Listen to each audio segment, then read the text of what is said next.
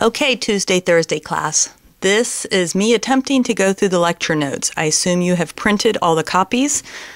You will not hear me at my best now. I do much better in the classroom than set up with this very homemade movie scheme.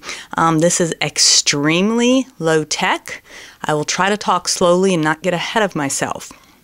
So, I'm going to just point to the notes. You may not be able to see it so well on the but they are in front of you, so that's why I haven't zoomed in anymore. Linear regression is our next topic. It's probably one of my favorites. It's one of the few times that we actually deal with two variables. This is bivariate numerical data. Maybe something like how many hours you study versus your test score. And we could see if there was a relationship between those two. If we were looking to do a graph, it would be called a scatter plot, just your regular XY coordinate system graphing like you used to do in algebra. Unlike algebra, you do not have to have the origin on the graph. You don't have to have 0, 0. Actually, it can be a bad thing because sometimes it can bunch up the data. Think about if you're running a relationship between how much money someone makes and what price car they could afford. Everything would be up in the thousands, so you definitely wouldn't want to have 0, 0 on it. I'm sure there's a picture in the book of it bunching up the data if you put it on there. We're going to be looking for associations, links, correlations. Just remember, like we talked about with experiments and observations, that they do not mean cause and effect. Okay? Two graphs I've put here would be perfect scenarios. You're never going to see perfection in real life. Maybe if it was some very controlled physics experiment, or if I was looking at a geometric relationship like circumference and diameter, you might come up with something near perfect. But these are the two extremes. I've actually taken the liberty of putting two graphs on one here. And I have attempted to put those dots in a straight line. So if you held up a ruler to them, they would be in a perfectly straight line. Both of these graphs would be called perfect positive linear relationships. Now, one thing I want to point out here, the top one is not any better than the bottom one. Steepness does not matter. The only thing that when we talk about it being perfect or being extremely strong, we're seeing how well the dots fit a linear line. So that's this bottom sentence. Strength is determined by how well the points fit a straight line. The steepness has nothing to do with it. This one would be a perfect negative or inverse relationship. I will use both of those words, negative or inverse. And you can see because the slope is negative. Again, negative is no worse than positive. All three of these graphs are as perfect as each other. See if I can turn the page now. Okay, so I'm talking about perfect and I'm talking about strength. We are actually going to have another variable. This is something you probably want to put on a note card. It's called the correlation coefficient. It's denoted by R. It measures the strength and the direction of the linear relationship between the two variables. R can run from -1 to 1. Now your book will show lots of worked out ways to calculate it. We are going to get that off of our calculator, so don't worry about having to calculate that by hand. Back to our two pictures from the first page, the one that was perfect positive, that would have an R of 1. The one that was perfect negative, that would have an R of -1. Again, those are the two extremes, though. We have everything in between. Now, a lot of books don't give this, well, no, I should say, some books don't give this guideline. And then students, if they know the R is like 0.7, they have no idea what that means. So if a guideline is ever given, it is this one, and this is the guideline that we're going to use. You need to go ahead and put this guideline on a note card and memorize it. We've split it up into 0.8s, 0.5s. Again, I don't care about positive and negative. That's just telling me the direction. Right now I'm talking about strength. So anything from 0.8 to 1 will be called strong. From 0.5 to 0.8 will be called moderate. And then between the 0.5s, we're going to call that weak. And again, we're talking about linear relationships. So again, just to reinforce, negative 0.95 is actually stronger than 0.8. I don't care that it's negative. I'm really just looking at the 0.95 and the 0.8. Something that you're going to see how this relates. Some of these notes I give you aren't really going to make sense until we do an entire problem. This is one, linear regression takes at least 2 full 50-minute class periods to be able to give you all the background and to go through at least one problem start to finish. But as we're doing problems, you're going to have to figure out which is the x variable and which is the y variable. And if you happen to get that wrong, I guess the good thing is you would still get the same correlation coefficient. So that's what that means. You can switch the x and the y and you'll still get the same r. Real life example of this, a lot of times in real life, we're not really sure which way the relationship runs. One thing off the top of my head, like if you could somehow, depression, if you could make that into a numerical variable, and then internet use. It really is going to depend on the person, and there have been studies going both directions. They will take people who are depressed, and they find that when you're depressed, well, then you don't go out into real life, you start to stay at home, and thus computers, social media, internet use, whatever you want to call it, you start to get addicted to that. And when we're talking about addicted, we're talking about 18 hours at a time, not sleeping, calling into work, that type of thing. So for some people, depression leads to internet addiction. Well, for other people, regular people, they maybe start getting into social media, start getting on the internet, and slowly they start to get addicted to the internet.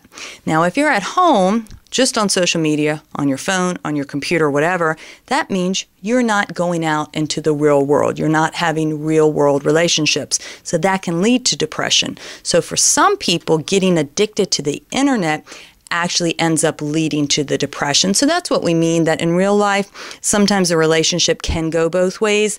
Now, the strength of the relationship would stay the same, which is R. The TI-83 will give us the correlation coefficient. So that's another thing, again, you do not have to calculate yourself.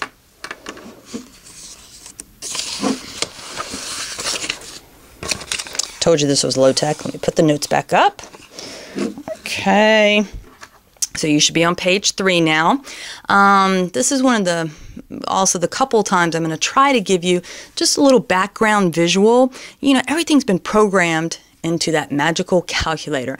I'm trying to just at least show you where some of the big concepts where it came from. First of all, we need to go through a lot of synonyms. So this big idea we're talking about is called the principle of least squares. Sounds all fancy, you know, I'm going to try to show it to you visually. But basically what we're eventually going to try to do is find the best fitting line through a scatter plot, okay? Best fitting line. So here are my synonyms. You may have heard line of best fit if you took Algebra 2. I know it's on Virginia SOLs. It can also be called the regression equation or the linear regression equation. Remember, the word equation and the word line are synonyms of each other, so you can always mix up those. Least squares, or I've seen it called the LS line, predictor equation, because one of the whole points of being able to come up with this best fitting line that goes through a scatter plot is to be able to use that line to predict for values we hadn't originally studied. So that's why you'll see it called the predictor line or the predictor equation. Notation. What I've written on your notes is the notation your book is using. Y hat equals A plus BX.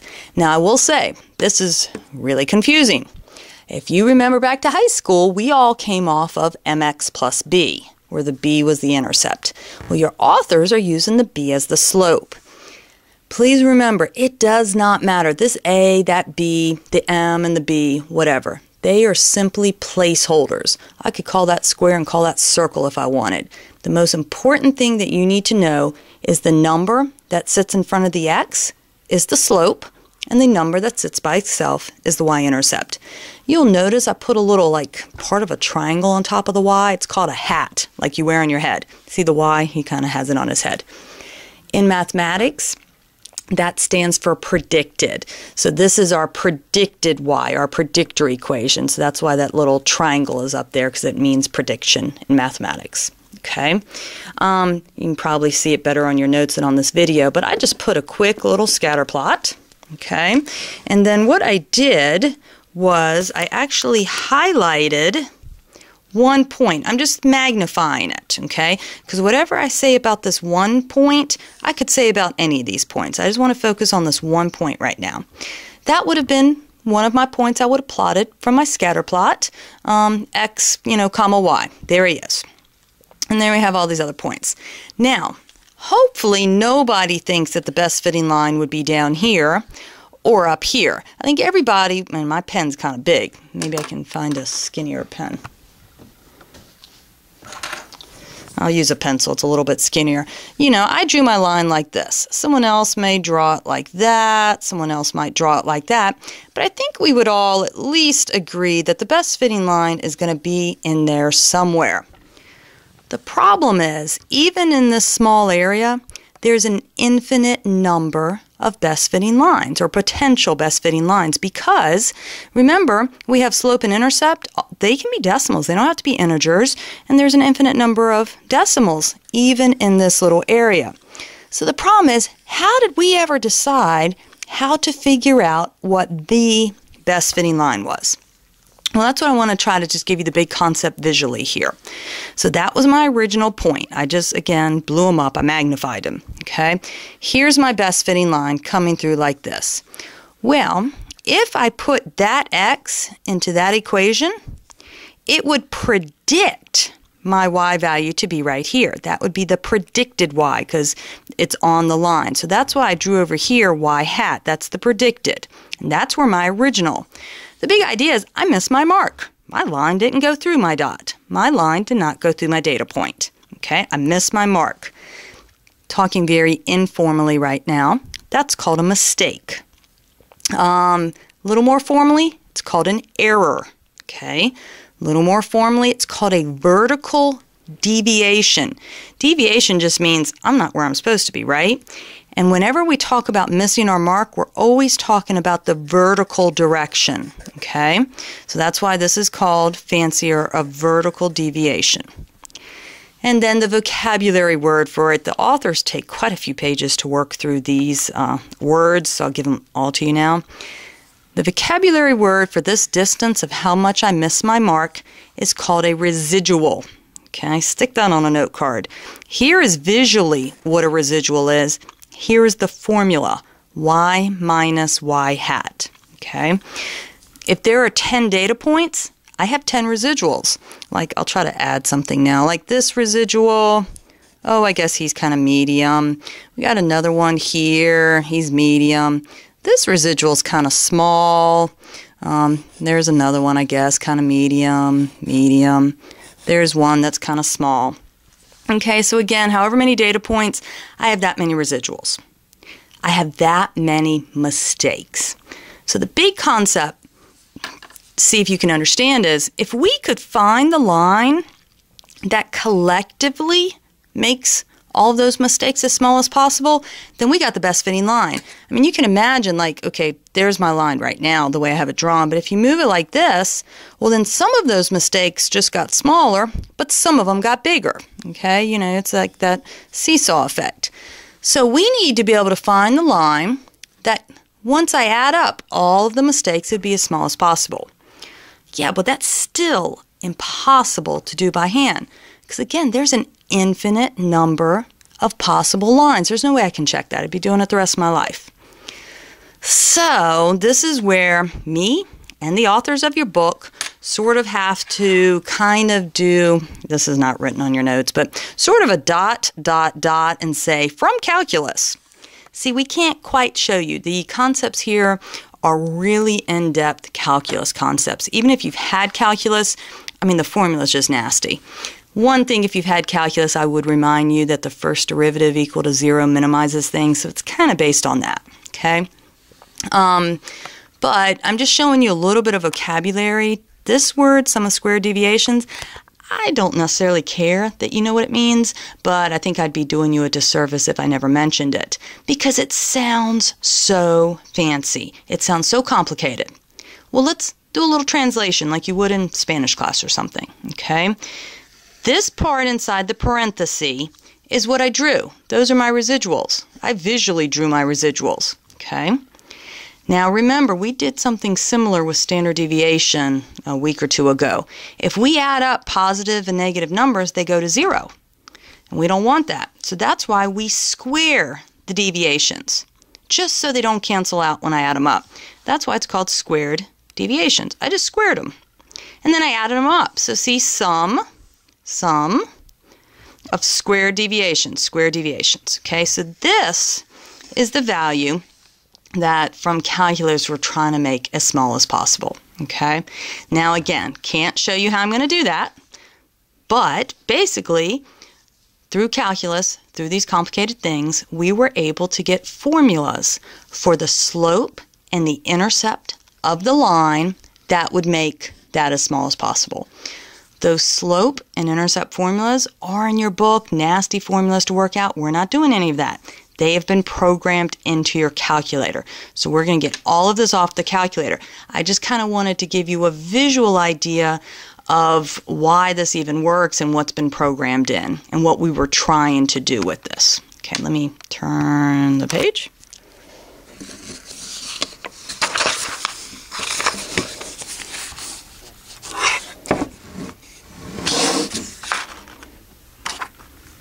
Okay, so it says from calculus we get equations for slope and intercept that would make the mistakes or the residuals, remember those are just two synonyms, very informal word mistake, the fancy word residual, as small as possible.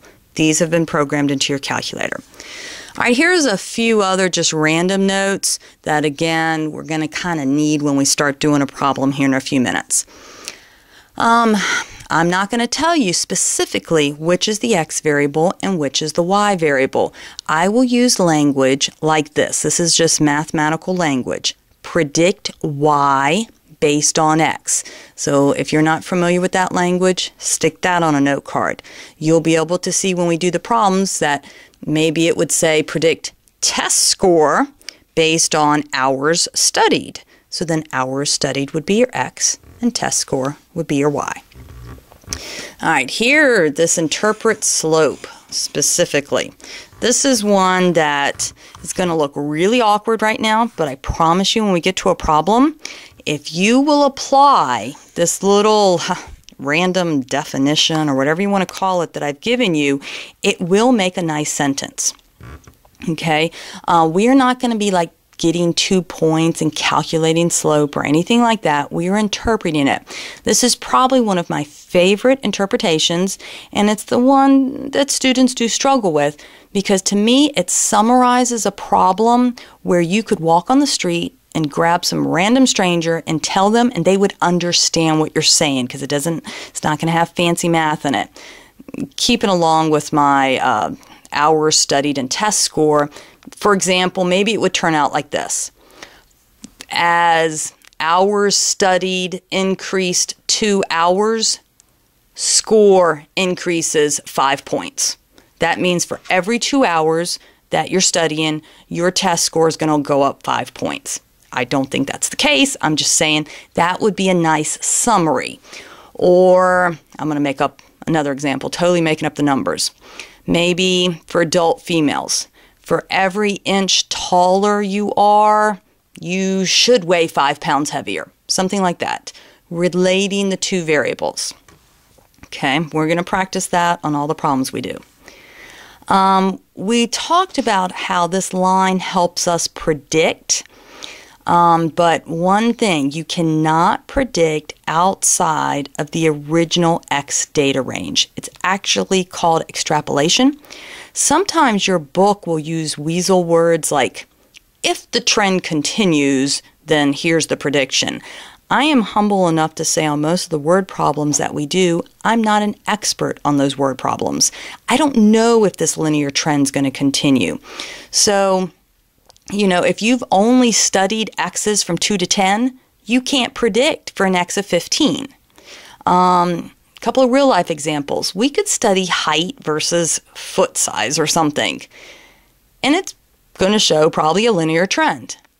But that can't continue forever simply because humans don't grow but so tall. I don't know. Is the tallest human like 11 feet or something? You can look that up. But so it can't continue. Or the idea of a bullet, the trajectory of a bullet. Might look linear for a certain time, but then it's going to start to look like a parabola. So we, in small areas, we might see linear trends, but we don't know if it will continue. In real life, if I've been working with maybe I work for Target Corporation and I know their inventory and I know their trends. If I'm an expert in something and I feel comfortable knowing how the trend's going to continue, then sure, I'll do it. But in Math 220 in my class, we are not going to predict outside of the original X data range. So in just a couple minutes, we're going to do handout 5.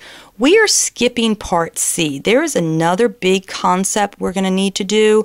I don't want to do it through video. It's, again, probably my favorite concept of linear regression, so I really want to have you in person to go over that. So we will be skipping C, and that is why right here I've just said, hopefully after today's lecture, you'll be able to do handout 7 is the next one I would do. It's the Honda problem.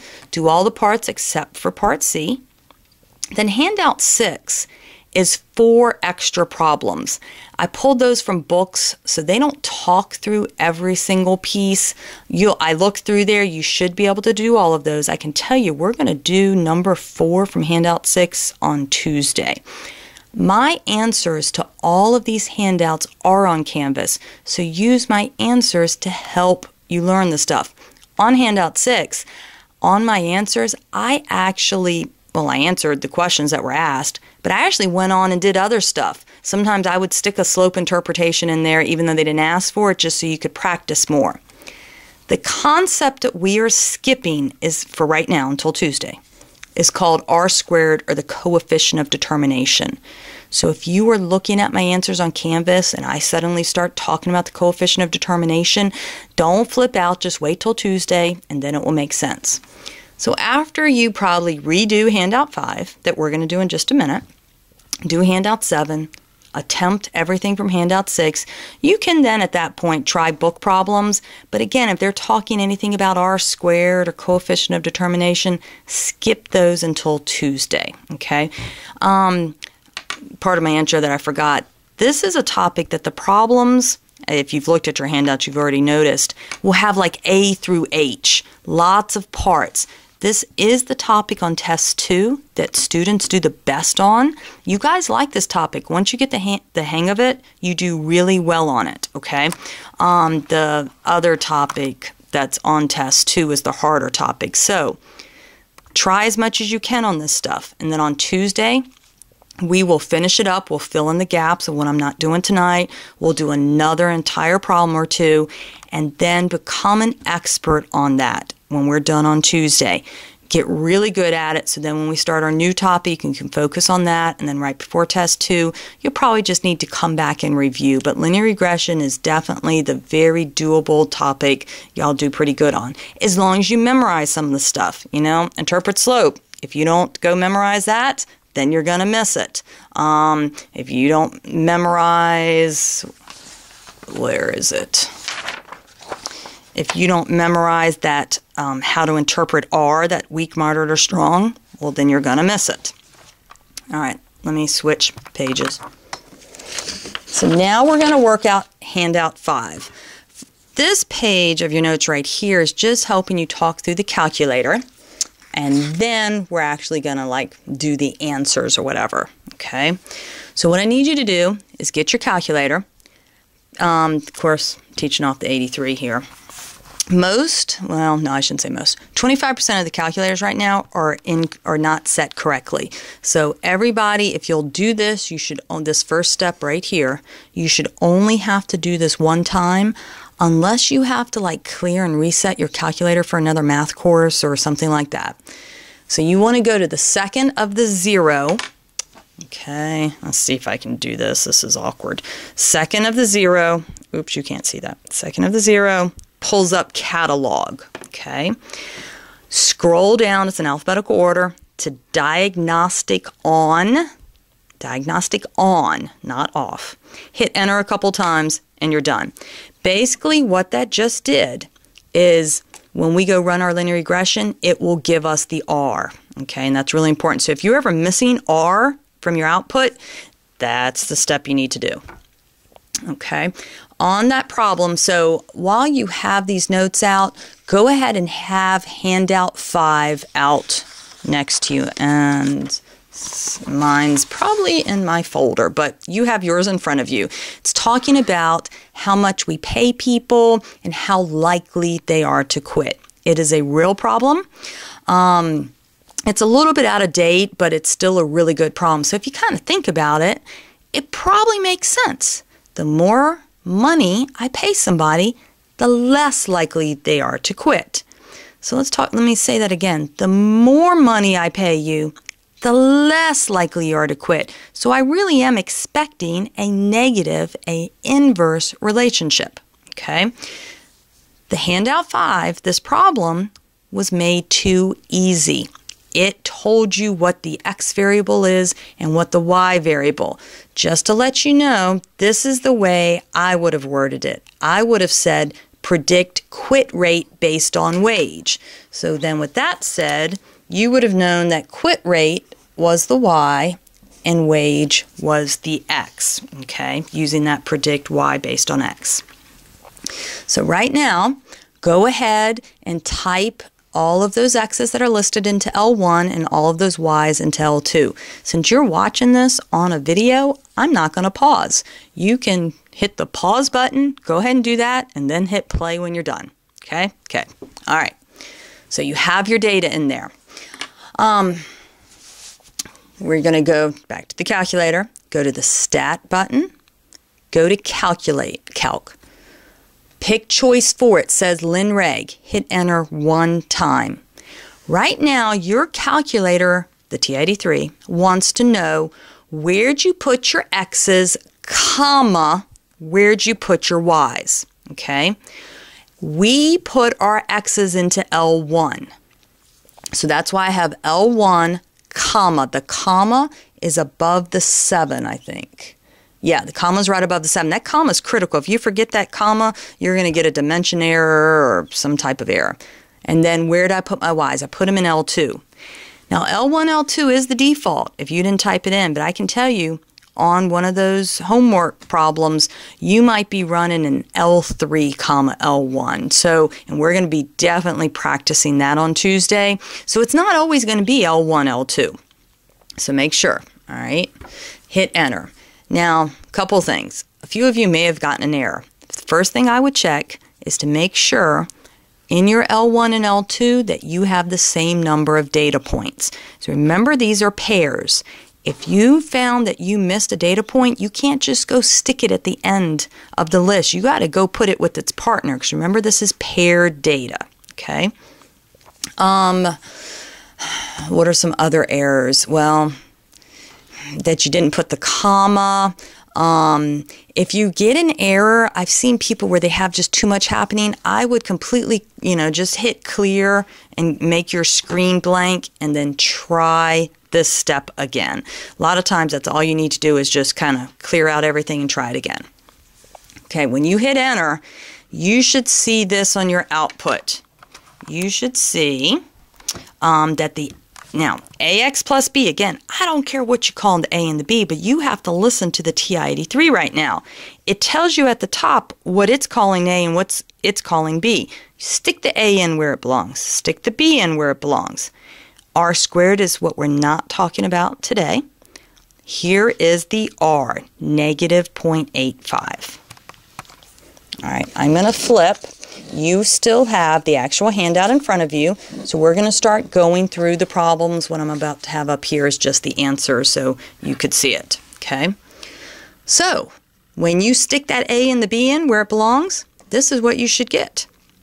That is the least squares line, the regression equation, the predictor equation, whatever you want to call it. That's why I put a little hat on it. You will notice I probably could have, the 4.8615, I probably could have just said 4.86, okay?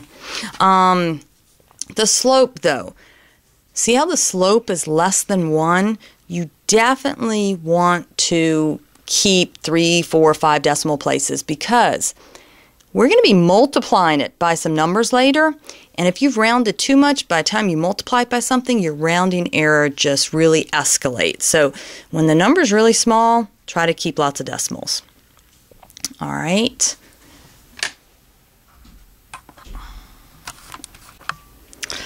Okay, I'm back. I had to let the dog in the room. All right, so that is our linear regression equation. I didn't ask on the handout what is R. I asked what's the correlation coefficient. That's why you have to know that R is the correlation coefficient. Just write off your calculator output. It's negative 0.85. 2 decimal places there are fine because we're just trying to match it to that guideline. Okay, 0.85 is strong. Note the negative sign. The negative sign on the T83 is kind of skinny, so make sure you don't miss it. And also, the sign of slope will always match the sign of R, so hopefully you don't miss that sign twice. And that's why we want to call it inverse or negative. Now make sure you know they're not going to show you a positive sign if it's positive. So in that case, if it just says 0.85, make sure you tell me that it's positive. The interpretation for R is very short and sweet. You're just going to tell me weak, moderate, or strong, and then positive or inverse. Skip and C for right now. Want to look at D and E together, where I'm asking you to predict. Okay, they're very similar questions. Now, if you look at that data set, the data set runs, I think, yeah, I put it here, from like 6.18 to 13.29. Well, 15 is outside of that, so we can't do. So what are you going to say? Exactly what you're going to say. Can't do outside the original X data range. And you're done. You're not actually doing anything. 8, we can do. So how do you do it? Well, that's the whole point of the equation in part A. That's our predictor equation. The X is the 8, so you're going to put in 8 where the X is, and you should get, I mean, depending on how you round, 2.09. Okay? I want to skip down to part G right now, and then we'll come back to the slope interpretation, okay? Residual. Now remember, there's a residual for every data point. So I have to tell you which one I want, and that's why I told you I wanted it at 7.5. Okay? I picked one of the data points. Formula for residual, y minus y hat. Remember what a residual is. It's that distance the data point is from the line. Okay, y minus y hat. Well, let's go get the y hat, just like we just did in part E. You're going to plug 7.5 into part A. You'll get 2.262. The y, part of that formula, is the easy guy. He's so easy, people forget where to get him from. He's from the data set. Find 7.5 in your data set. Look right below it. You will see 2.3. It's the partner. It's the xy coordinate point. So if you take 2.3 minus 2.262, you'll get 0.038. That tells me if I actually looked at a scatter plot, this 1 point would be very, very close to the line because that's a really small number. You can easily look at a scatter plot on the TI-83. I've just found when we do it in class, there's probably 25% of calculators that are just not set right. There's so much you have to clear that it ends up taking an entire class period just to get everybody to get a graph. So that's why I do not require that you graph on the calculators. But just to let you know, if you know how to graph, you can take a look at it. All right, back to part F that says interpret slope specifically. I don't want to just hear, oh, as you pay some money more, they're less likely to quit. We need it really specific. So if you go back to, what page was it that I put that little guideline for slope? If you go back to page 4 of the notes and look at that sort of as X arrows 1 unit thing, this is what we're doing. Now you can't say X, you have to say what the X variable was. As wage, now our slope, I can see it right there, is negative 0.3466. It's negative. You got to make one of them go up, one of them go down. I don't care which one you make go up. Just pick one. I let wage go up, increase. So as wage increases, $1 per hour was the unit. That's what it was measured in. That's really important. You put a 1 here because this doesn't work if you put any other number. Okay, so as wage increases $1 an hour, now here's my y variable. Y Well, since I made the x go up, I got to make y go down because my slope was negative. So as wage increases $1 per hour, quitting rate decreases whatever the slope number is, 0.3466. And then I looked at the top just to see the units. It was like employees per 100 or something. So that's where I got that from. That's just right from the problem. Make sure you don't put an extra negative here. The negative I took care of by saying increase, decrease. Okay? If you put another negative here, it's sort of like that double negative, and then it starts to get all messed up. Okay? So this is considered a very specific interpretation for slope. It summarizes the problem.